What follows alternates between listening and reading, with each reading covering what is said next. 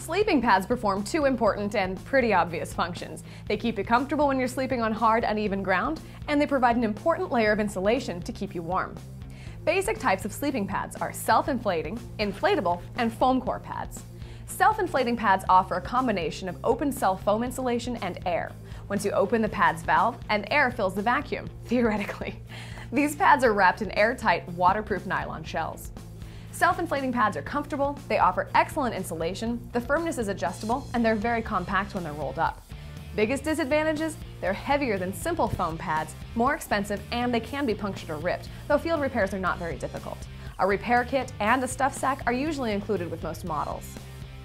Inflatable or air pads use air for comfort, and you have to provide the lung power for inflation.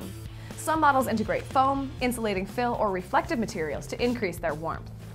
They're comfortable, lightweight, and they're fine for backpacking or camping in warm conditions.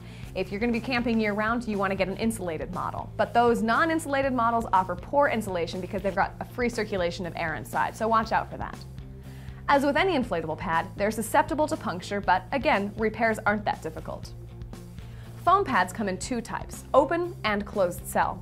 Non-inflating foam pads are a cheap and lightweight way to get the minimum amount of insulation and padding. Emphasis on minimum. Closed-cell foam pads are made of denser material. They're not as compact as open-cell, but they can provide a comfortable night's sleep. If you're working hard on the trail, they may be worth the extra weight to ensure that you sleep well. They're also the warmest type of backpacking sleeping pad available.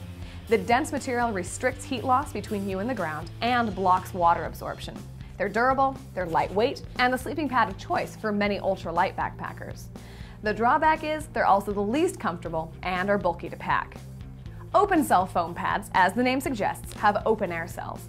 Because open air cells can squish further, they feel softer and have more cushion. But that leads us straight to the disadvantages. They have to be either larger or heavier to compensate for that nice squishiness. Not so good for backpacking.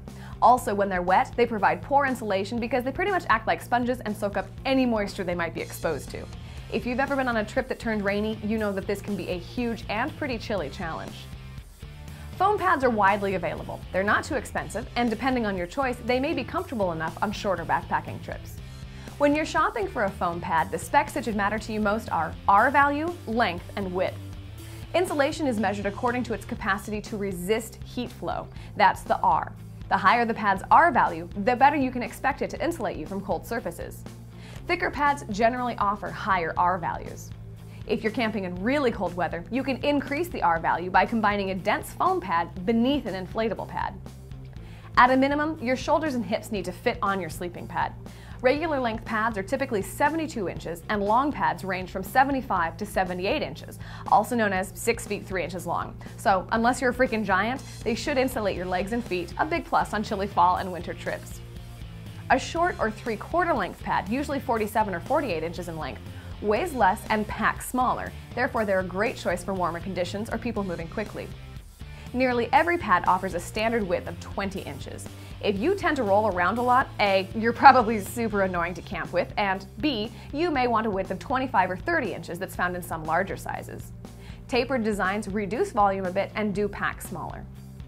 Manufacturers have finally caught on to the fact that anatomically, men and women have different needs for comfort and warmth, and therefore they've begun making women-specific sleeping pads. These are shorter, 66 inches is typical, with added insulation at the hips and feet where women need it most, so that we don't put our icy feet on you in the middle of the night.